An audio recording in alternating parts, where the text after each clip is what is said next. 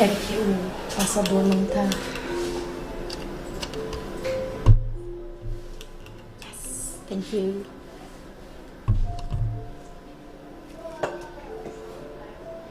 Good to go?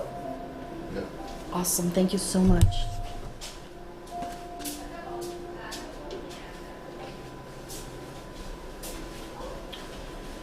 Okay, so let's get started with our text. And, well, actually, just a disclaimer. I had a bit of technology challenges, and I prepared the talk where there is injury, let me so pardon. However, for some reason, I did not save it. I lost it, so we're going to do a different one, which is Love Your Enemies. So this short text is from the book The Way, the Truth, and the Life, Caminho, Verdade e Vida. It's text number 60. It's short, but it is very, very, very straight to the point. And yeah, the message is very clear. And it's called Doing the Good. For it is God's will that, by doing the good, you should silence the ignorance of the foolish man. As the Spirit increases in knowledge, it better understands the value of time and the opportunities that the greater life provides to it. It finally realizes the foolishness of wasting valuable resources on empty and pointless arguments. The Apostle Peter suggests that we remember that it is God's will for us to do the good in order to silence the ignorance and foolishness of human beings. A dispute may last for many years and have grave consequences for the opposing parties. However, just one expression of selflessness is all it takes for an agreement to be reached in just one day. In doing God's work, it's best not to argue, unless it's done in an atmosphere of charity. Doing the good is the compass to follow. Before any argument arises, it is best to give a little of ourselves. This is useful and convincing. The humblest good is a sacred seed. When forced to argue, Jesus sacrificed himself. By having transformed himself in a divine light, Jesus overcame the darkness of human ignorance. He did not argue with us. Instead, he converted us. He did not ask for comprehension. He understood our foolishness, identified our blindness, and helped us even more. So, let's do our initial prayer. Dear Father, dear Jesus, thank you so much that we're here today. Thank you so much for one more blessed opportunity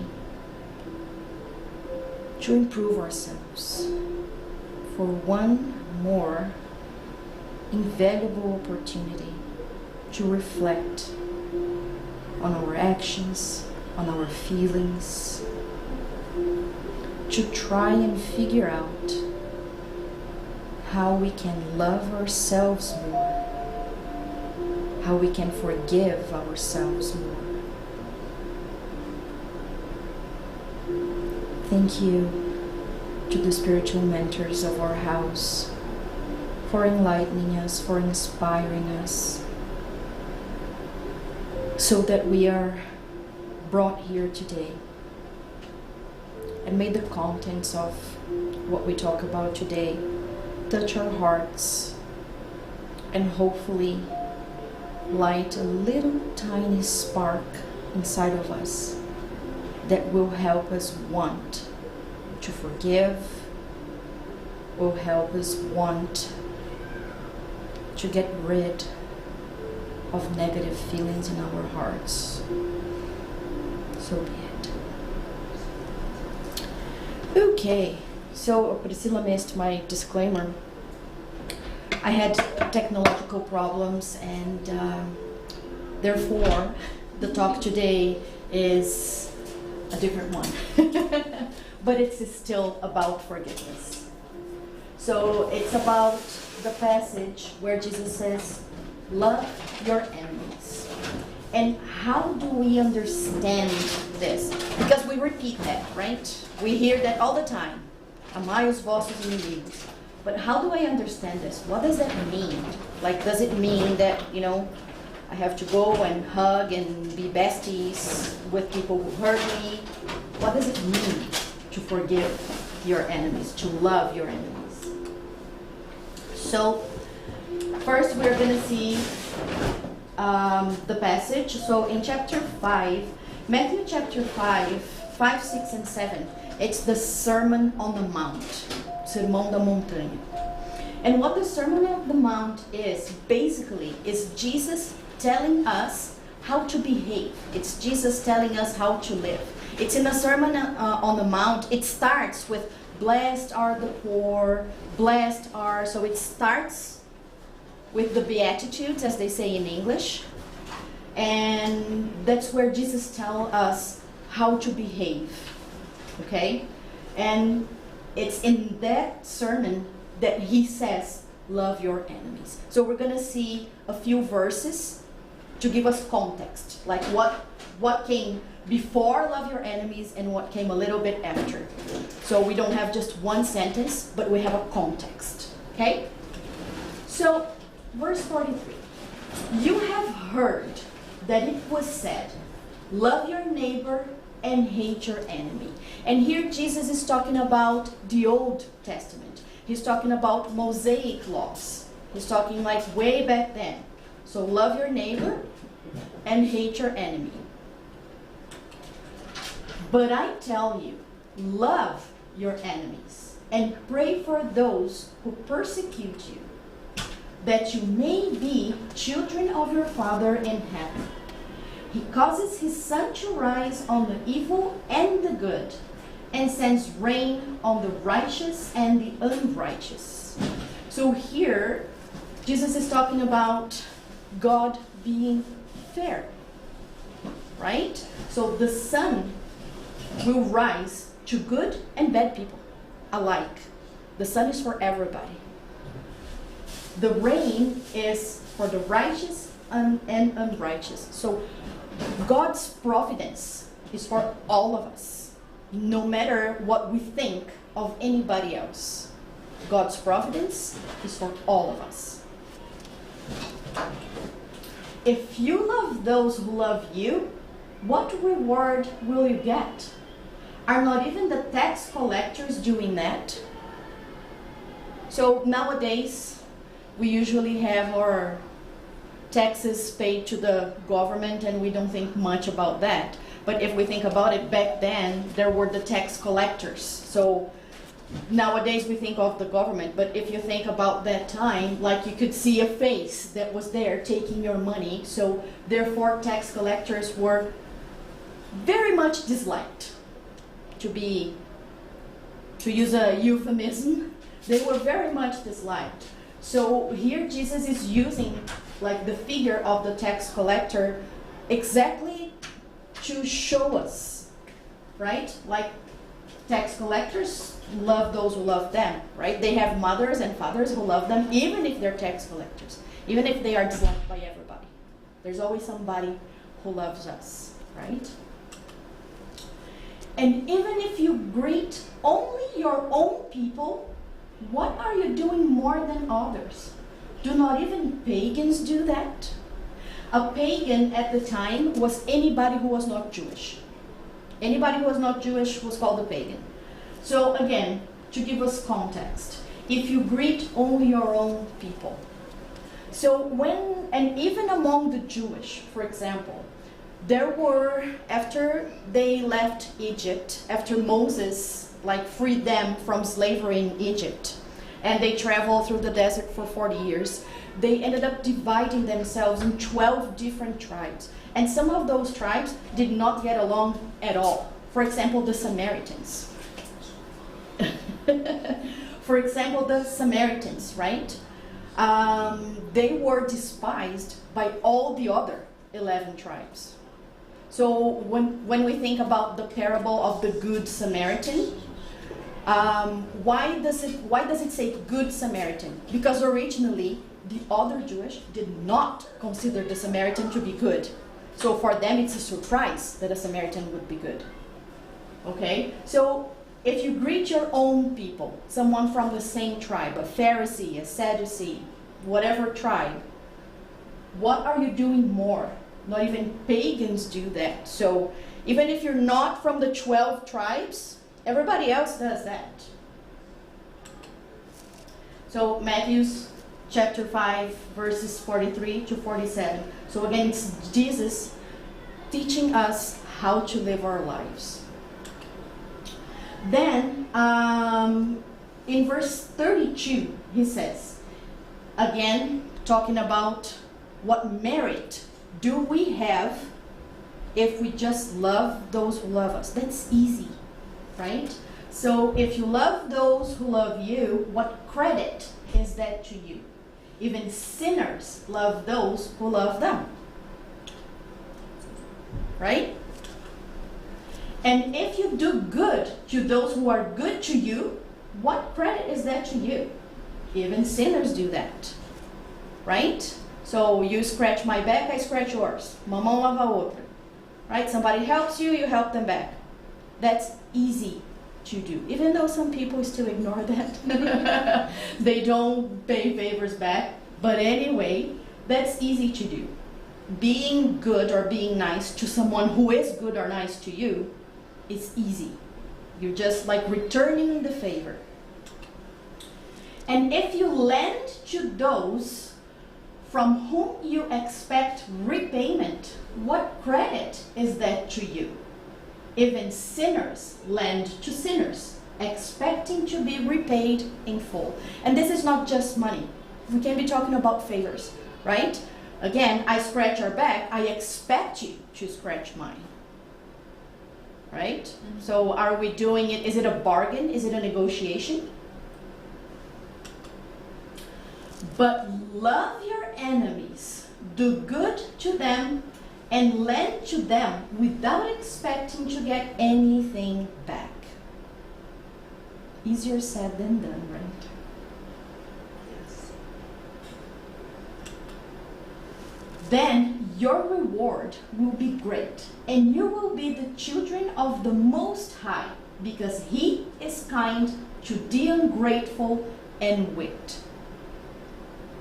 Again, the sun rises for everybody. The rain comes for everybody. God is kind to everybody, right? Because for us, it's very easy to look outside and see someone else who is ungrateful, wicked, who doesn't help anybody. It's very easy to point our fingers. But have we thought that we might be one of those in other people's eyes? Be merciful, just as your Father is merciful. And this is, again, I don't know if you guys know that, but out of the 4 Gospels, Mark, Luke, and Matthew, they have 600 and some verses that are actually repeat. Because all 4 Gospels, what the Gospels are is they tell, it's like a biography of Jesus, not the whole life, but his 3 years of postulate, because Jesus' postulate lasted 3 years, from 30 to 33. So all 4 Gospels are like a biography of Jesus' life. So mostly John's Gospel is a bit different, but Mark, Matthew, and Luke are very similar. The 3 Gospels are very similar with a few different words, but they are very similar, and there's more than 600 verses that are the same in all 3. And I think John's has only 100 some verses that is the same as for all 4 Gospels. So again, this is Luke, that was Matthew chapter 5, and this is Luke's account of the Sermon in the Mount. So as you can see, the content was very similar, just a few different words. So, let's reflect. What did Jesus mean by love my enemies? Do we need to have a close relationship with our enemies? Is the only way to love our enemies to be close? To share meals, to be around? Why can't I hate someone who wrongs me? Because if Jesus said, love your enemies, I can't. It's forbidden to hate. What? Sorry. You get here late and you cause confusion? What do I do with the hate or anger that I have inside me? A lot of us say, or we have heard other people saying, that they don't hate anybody. I'm one myself. Several times in my life I said, oh, I don't hate anybody. And this way, we give ourselves an excuse, like, just to feel a bit better about ourselves. Because we don't hate anybody, right? However, does anybody make me angry? Yes. Ah. So if we think about it, there is a scale from being annoyed to hating, and being angry is within the scale. It's somewhere in there. So even if I say I don't hate anybody, if there's somebody who angers me to the point that, I want to do something about it, it's because I need to reflect, right? And what do I do with that hate or that anger? If I can't, if I'm not supposed to, if I'm not allowed, because Jesus said, love your enemies. If I'm not allowed to hate my enemies or even to be angry at them, what do I do with that feeling? Because that could lead to guilt, right? Like if Jesus said, love your enemy, and I'm very, very upset with Marcus, what do I do with that feeling? That's just the right. That's why. Yeah. So if I'm extremely angry, or if I hate, what do I do with that? Just give me egg. Pardon me? Give me egg. Give you what? Egg. A hug, okay. I can't hang you when I'm hungry. But then again, we're talking about loving our enemies. Do we need to have a close relationship with our enemies to love them? What does it mean to love your enemies? So let's keep going. Move on. Try again. Nope. Minute. Try again. Ta-da! So in the Spirit's book, question 887, Allan Kardec, very smartly as always, asks, Jesus has also said, love your enemies. Okay, and then comes Kardec's reasoning.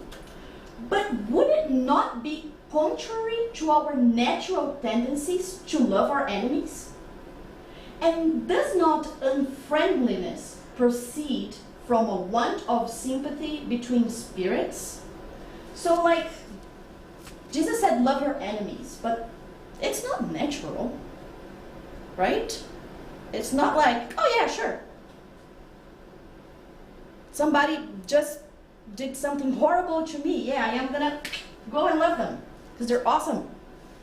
So Kardec is saying, isn't it contrary to our natural tendencies? And the Spirit's answer, it would certainly be impossible for a man to feel tender and ardent affection for his enemies. Right? Right there and then, if we have that hate, if we have that anger, the spirits are telling us that it's impossible for someone to feel tender and ardent affection for someone who is doing us wrong. Okay, so we are not aliens. There's nothing completely wrong with us. And then they continue. And Jesus did not intend to prescribe anything of the kind. So when Jesus said, love your enemies, he's not saying that I need to have for my enemy the same feeling I have for my children, for my parents, for a close friend. That's not what he meant. What did he mean? To love your enemies means to forgive them and to return good for the evil. By doing so, you become their superior. By vengeance, you place yourselves beneath them. Does that make sense? Yeah. All right. It makes totally sense. Pardon me? It makes totally sense. Yes. The difficult part is to do it. Ha! And then they continue. Well, the answer is longer, hence the 3 dots, so I recommend everybody reads the whole answer. When he spoke, Jesus did not mean that each one of us should have the same tenderness for an enemy as would be felt for a brother, sister, or friend.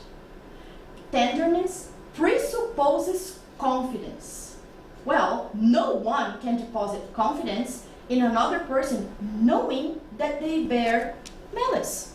If I know somebody wants to do me wrong, how can I trust that person the same way I trust someone who loves me? I can't. So the whole idea of to love my enemy, I have to be close, I have to be there with them, we have to be besties. No, that's not what Jesus is saying. If you get to that point, awesome. But that's not what Jesus is saying. When I try to love my enemies per se, I feel like I'm doing pseudo love, not real love. So I get lost in that. Okay, we have the answer for that coming. Stay tuned for scenes of the next episode. Well, this episode. Between people who have no confidence amongst themselves, there cannot be the same manifestations of sympathy which exist between those who share the same ideas. Okay, so far so good? In short, no one can feel the same pleasure when they are with an enemy as would be felt when in the company of a friend. So, right there we established that if we don't feel comfortable close to our enemy, there's nothing wrong with that. Because deep down we know that maybe they hate us too, that maybe they want to do us wrong. So there's nothing wrong with that feeling that, I don't have to invite that person over for dinner once a week, right? Okay, so now that we have established that Jesus was not saying hugs, loves, and kisses, XOXO, let's understand what it means to love your enemy. So far we've seen what it doesn't mean. So let's see what it means. The diversity of feelings in these 2 very different circumstances is the result of a physical law. So again, this just reinforces that not wanting to be close to that person, it's not just natural, it is the result of a physical law, which is the assimilation and repulsion of vibrations. It's what we call the law of affinity. The whole idea of the opposites, right? Like in a magnet. So it's the same thing. So it's the law of affinity. I don't feel well close to that person because our energies are completely different. Our tastes are different. Our beliefs are different. Our behavior is different. That person did me wrong. So there's no affinity. I want to be away from that person. We repel each other naturally. And it's a law. So there's nothing wrong with that feeling. Can we overcome that? Yes, but it's important to understand that it's not wrong. Okay, so we don't need to feel guilty about that. What we need to do is work to overcome that. But there's no need for guilt because it is the result of a physical law of affinity. An evil thought produces a vibrational current which causes an unpleasant impression. You know, that negative energy that we shoot at people and that people shoot at us, this is what it is. So it causes a repulsion. So if I look at the person, I'm like, what are you doing here? Why did you have to be here? You spoiled my day. I'm sending all that energy to that person. So automatically, we are going to repulse each other, right? We're going to repel each other. A good thought encompasses us with a very agreeable emanation. This is the reason for the different sensations which are experienced on the approximation of a friend or an enemy. So, again, law of affinity. I really like Priscilla. When I see Priscilla, it makes me happy. So the energy I'm sending Priscilla is bringing her close to me. I am attracting her. So it's the same idea. The negative thought repels, the good thoughts attract. Right? So then, to love one's enemy cannot signify that there should be no difference between the affection for an enemy and that for a friend. Right? Because there are some people that when we see them, our heart even beats differently, right? There are some people that when you see that person, you're like, oh, why me? Why today? Why here? So our hearts even beat differently. They don't beat the same. Right? They can beat faster for a friend you haven't seen in a long time and for an enemy. But it's not the same. They beat the heart beats differently. And this is in the Gospel according to Spiritism, chapter 12, item 3. And it's all about forgiveness. To love one's enemy, again, it's still in the Gospel according to Spiritism. So now we're going to see what it is.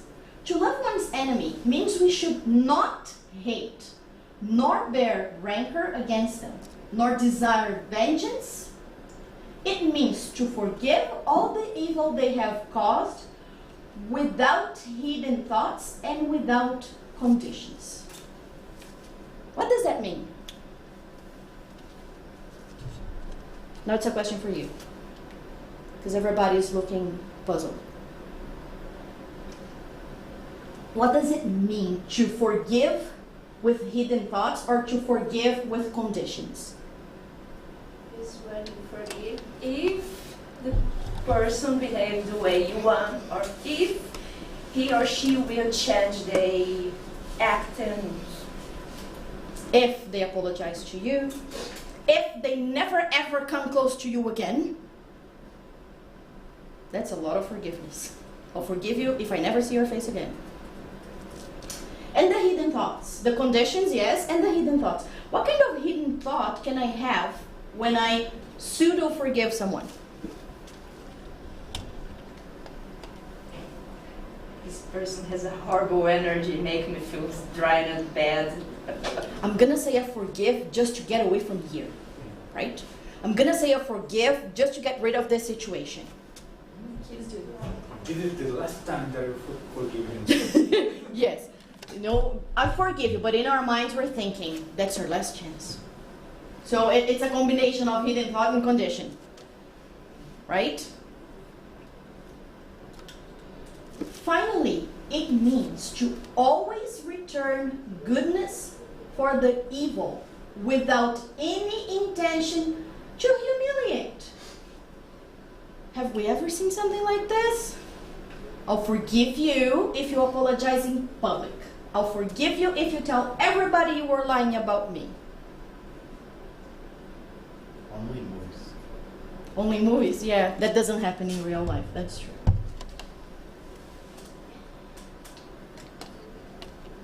Because going back to the idea of feeling above the person, someone spread a lot of lies about us at work or in the neighborhood or whatever.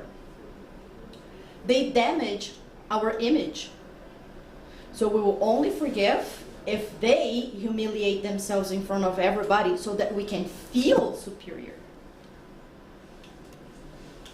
Oh. Whosoever can proceed in this manner fulfills the conditions of the commandment. Love your enemies. So, forgive without hidden thoughts. Forgive without conditions. Return goodness for evil. And not humiliate the person. If I check all these boxes, have I forgiven? How do I know? How do I know? If I check all these boxes, do I love my enemy? Yes. How do I know? Because we love. But how do I know I'm not just faking these things in my mind? How do I know this is not pseudo stuff? Because I think everyone's more aware of things deep inside. We should, shouldn't we? But we don't always know. Because you feel, instead of just like you follow a list, you feel that. You apply that. Okay. I think when you say, if I forgave somebody, right? But I don't know if it's clear on someone's mind, but if you said you forgave, it should be peaceful. And you cannot come bringing back all the time. You did this, you did this, you did this. So if you forgave, it's done, it's past, move on. Don't think that ever again. Okay. Do we But forget? it's not easy, right? Do we forget I think after we forgive? No. it doesn't hurt anymore. It doesn't make us feel bad. Now Priscilla got it. It doesn't hurt anymore. So the peace of mind you mentioned, it should be peaceful. Exactly. That's how we know when we have forgiven. The heart doesn't beat in that negative way anymore. The negative, I'm not sending that, the negative arrows to that person, trying to pierce through them. Because they made me suffer, they have to suffer too. So it's peaceful. It doesn't hurt anymore. Right? Because we can check these boxes, but then the next time we see the person, everything comes back. And that's when we bring stuff back. We open our chest and we start digging inside, and you did this, you did that. Right? That's a fairly common thing with couples, maybe. In 1998, What are you talking about? in 1998, in December, during Christmas, you did this, you said that. 7 p.m., 7:50. Yeah, something like that. So we open the chest and we start digging inside. So that's a sign that we have not forgiven. So again, you don't have to forget, because again, it keeps us on our toes as well. Because if the person still, doesn't mean we have to trust the person again. And if we know the person still wants to do us some kind of harm, it doesn't, like if we forget, we're gonna keep falling on the same traps again and again and again. So it's not about forgetting, but do I have to bring it back 20 years later? Because if I do, it means I haven't forgiven. Question 879. What would be the character of the man who should practice justice in all its purity? And the Spirit's answer: that of true justice, after the example of Jesus, because they would practice both charity and love towards their neighbor, without which there can be no real justice. And like, this is extremely important. Justice. Real justice. What's the law that we call the major law? The biggest law? Charity, justice, love. So the law of love, justice, and charity. So somebody does me wrong, and I have that negative feeling, I have that horrible feeling, I want them to suffer because they made me suffer. Deep down, it means that I don't trust not just that person, but I don't trust God's justice. Mainly for people who are vengeful. if you want to get back at that person somehow, that means we absolutely do not trust the divine law. Because doesn't the law of cause and effect and responsibility tell us that we are responsible for all our actions, and that for every cause there's an effect, for every action there's a consequence, bad or good, right? So when we want to get back at someone, when we have all those negative feelings, it's because we haven't reflected that we don't need to worry about that. Because God's justice is for everybody. The law of cause and effect is for everybody. If someone did me wrong, or if I did someone wrong, I don't have to worry about getting back or revenge or an eye for an eye, a tooth for a tooth. I do not have to worry about that. Because God's justice is perfect and it's for absolutely everybody, no exceptions. So I don't have to worry. An example, someone who you know is a snake at work, right? Somebody who at work will go to the boss, say bad things about you, just so they can look better, just so they can get a promotion. Eventually, they might get a lot of promotions. Eventually, they might become the CEO of the company. And we think, this is not fair. Where is God's justice? I'm trying to be a good person. I'm doing all the right things.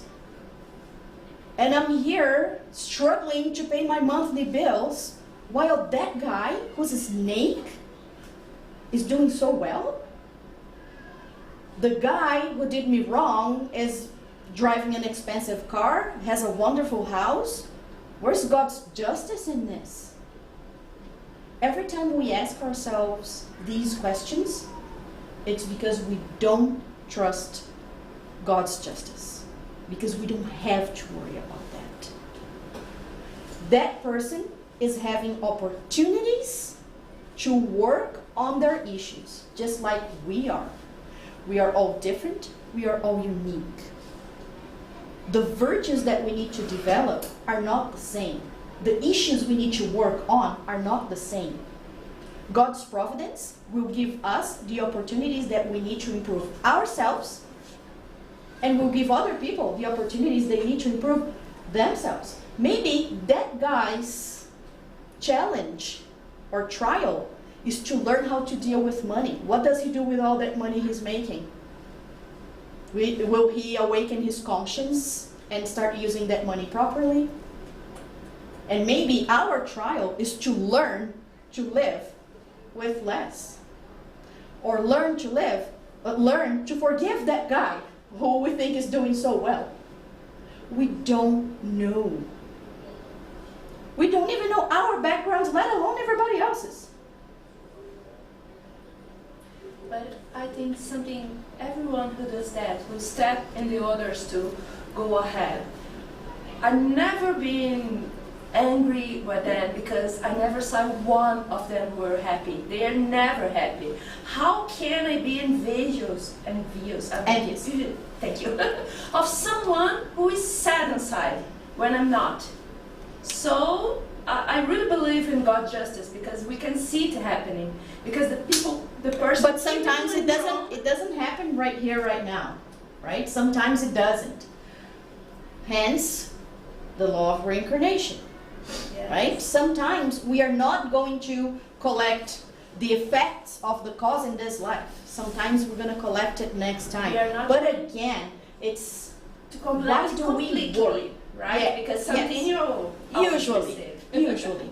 Because people can fool themselves into thinking that they are happy, right? But sometimes it's good to live one of that internal life as a kind of a rich person. Believe me, we all have at some point. And to tell you the truth, in my personal opinion, I think it's a much harder trial to know what to do with that much money, to use your free will, to use that money But we have well good and examples correctly. in our days that people We with do. a lot of money, they do a lot of good. Mm-hmm. But then again, you were not here when we were doing the book club of the book Voltaire. This book tells the story of Frederico Figner. On the book, his nickname is Irmão Jacó. And he was the owner of Odeon. Era Odeon? Do you remember? LP? Yeah. Yeah. He was the owner of Odeon Records. He was a personal friend to Thomas Edison. He made so much money and he did so much charity. But after he passed away, Bezerra de Menezes came to help him, and when they finally disconnected his spirit from his body, he realized he had no light. Because with all that money, even though he did a lot of charity for everybody, he never worried about developing his virtues. He never worried about developing himself, becoming a better person for himself. So all those people we see that do a lot of good, yes, it benefits, it gives you credits, it benefits everybody you're doing good to. However, we need to remember that our role here is to improve ourselves first and then spread it. When that overflows, it reaches everybody else. So that's one thing that Irmão Jacó didn't do, and that regretted. He actually got depressed after dying. He got depressed in his spiritual world because he had no light. He had no inner light because he had only done good stuff with the money for everybody out there, but not for himself. And our main objective here is for us to evolve. But he was loving the enemies. Well, not all of them. You would have to read the book. He did have a few enemies there. But you need to read it. So, if we reflect, when that feeling of hate, when that anger comes, if we remember that God's justice is perfect, we do not need to worry about other people getting back what we think they deserve. Because that doesn't mean they deserve what we think they deserve. We always see ourselves as being better than we are, and when it comes to an enemy, we always see them as being worse than they actually are. Right? Because again, even tax collectors' mothers love them. There's always someone who's gonna love you. Nobody's all bad at our evolutionary state. Right? So going back to those questions in the beginning. So what do I do with that hate or anger that I have inside me? After all this theory, somebody steps on my toes and I immediately get extremely angry. And I want to hurt them back. What do I do with those feelings? Pardon. Sweep under the rug, Accept them. smile at them and say, I love you, I love you, I love you, I love you, love my enemies, love my enemies, love my enemies. What's the very first thing we need to do? Embrace them. Acknowledge and embrace. Remember that it's not unnatural. It's not the right movement, it's not the right feeling, but it's not a sin. It's not wrong, it's natural. So acknowledge, embrace, and then we start to reflect on how to work on it. Reflect on what those feelings do to us. Right? Because when I'm angry at someone, sometimes we get so angry at people who don't even know we're angry at them. Sometimes we have internal struggles that don't even reach people. They're completely clueless. They have no idea we're angry at them. And we're angry. So what is that doing to us? What is that doing to our energy, to our vibration? Right? And when I get angry, is it worse for them or for me? So, what is that hate or anger or whatever we want to call, or annoyance or whatever? What is it?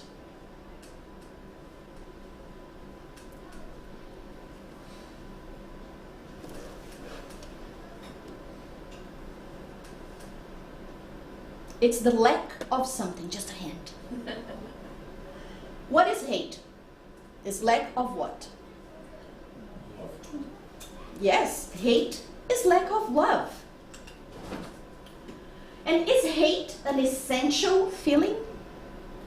Is that the seed God planted in us? Did He plant hate in us? I feel hate more like the lack of forgiveness than the lack of love, because lack of love, I think, is indifference. I don't know if I'm wrong, it's because in my head it's so... It's how you... They both are. They both are. Indifference is lack of love as well. To tell you the truth, most of the egotistic feelings, the negative feelings, are lack of love. In some way, shape, or form. Okay? Yes, makes sense. So your thought is absolutely right. So just like indifference is lack of love, hate is also lack of love. So all those cliches that we hear, oh, hate is so close to love and all that kind of stuff, no. And it's not an essential feeling. It's not a seed that God planted within us. It's what happens when we don't nurture the seed of love. He gave us the seed of love. If we don't nurture, if we don't help it grow and become a strong tree, then we end up here. And where does that come from?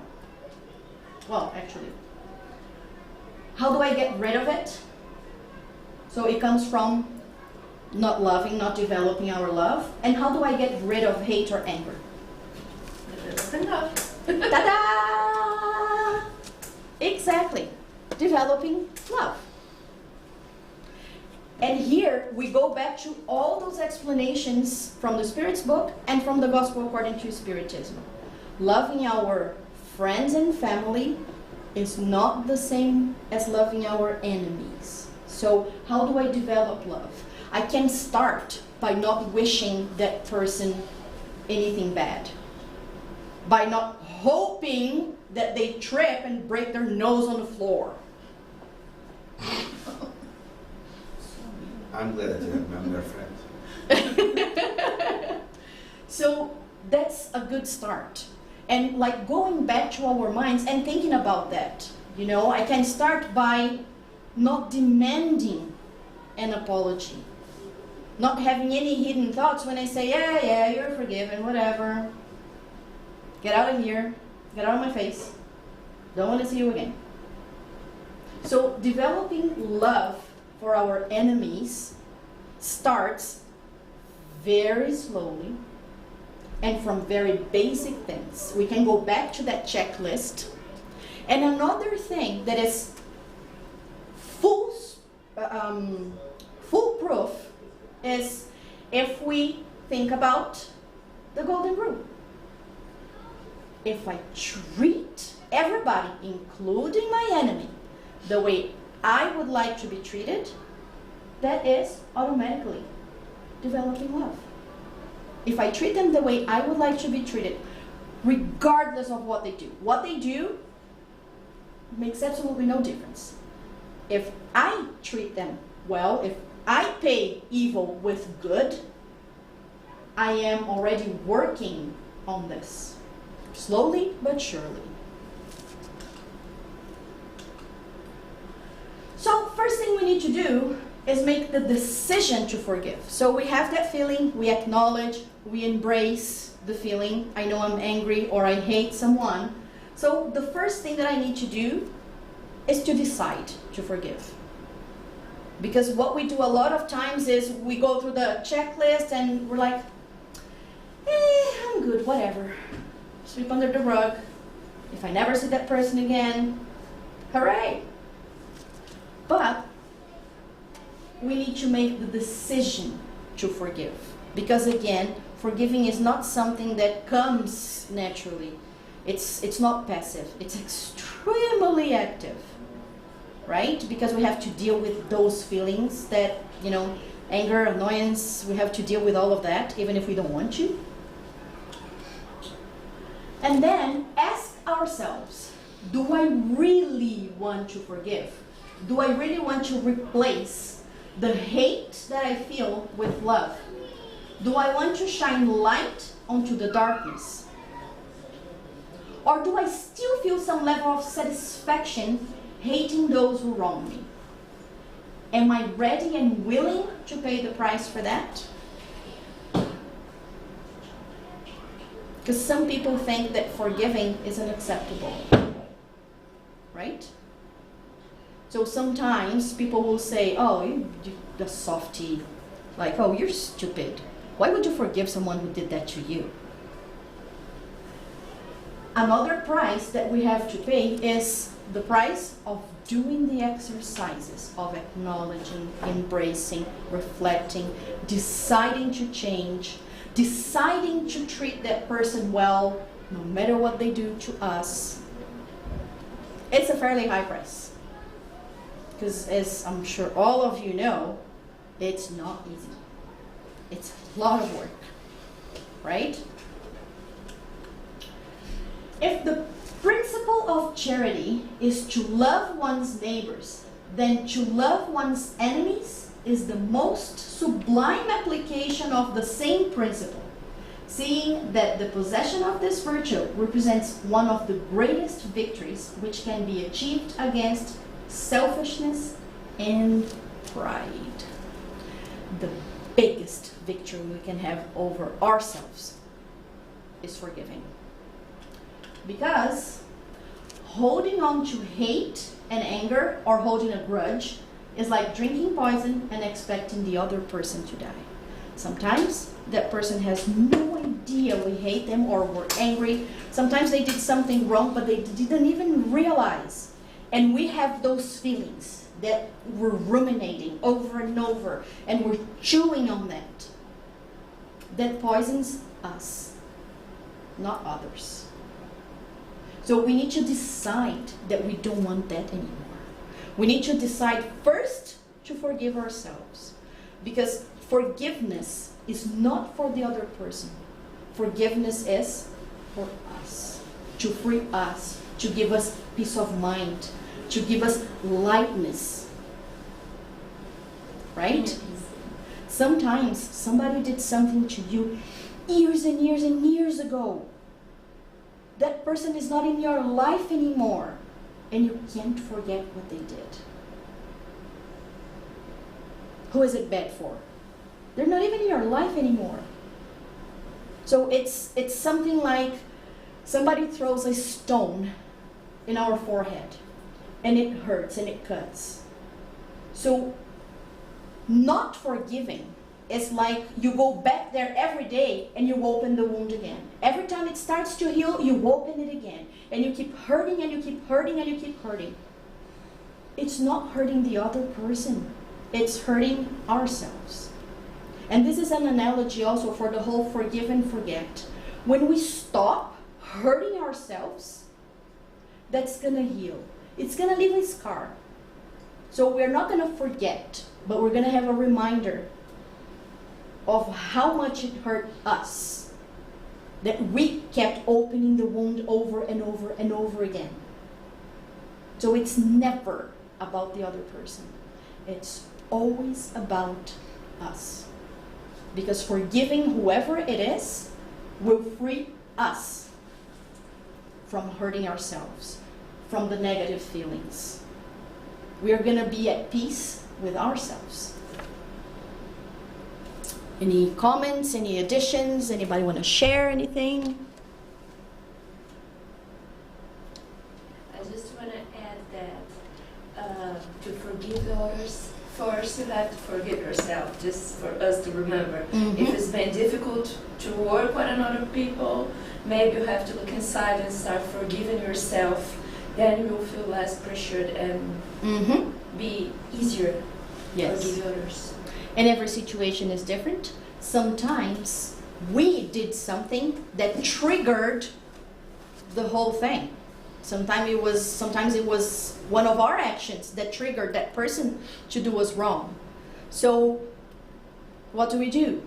Learn from our mistakes, forgive ourselves for the mistake, and after we have forgiven ourselves, we forgive the other person and we let it go. Right? So we don't die from that poison.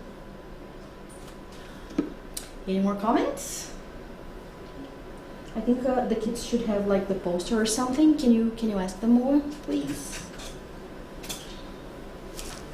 I think, for me personally, just like patience, forgiveness is one of those that it's an ongoing daily things with our children, co-workers, parents, friends, like the smallest things. Anything that triggers annoyance, anger is about forgiveness.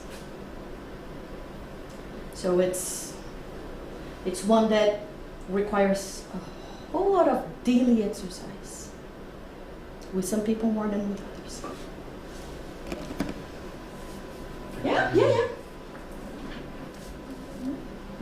sit down and I'll let them do their thing. No? Doing the final prayer. Pardon me? They are doing the final prayer that I'm thinking, should we do ours that goes then? with that. Yeah. No, we'll do after so we can concentrate for the class.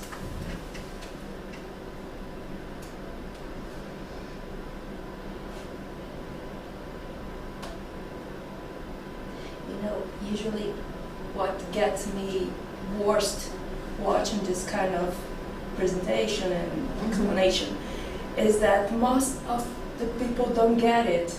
They don't understand that they are hurting themselves when they grab it. I'm watching thinking about my son because I believe he will understand in the future, but he doesn't get. My husband doesn't get it always either. I have to, small steps. And again, we cannot change anybody. We can only change ourselves and be an example.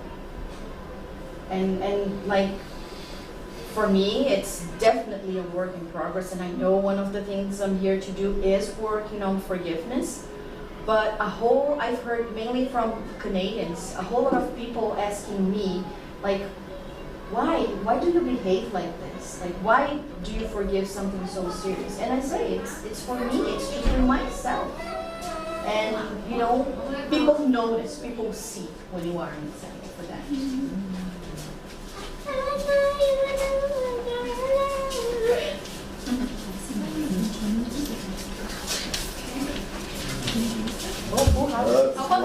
One side, guys.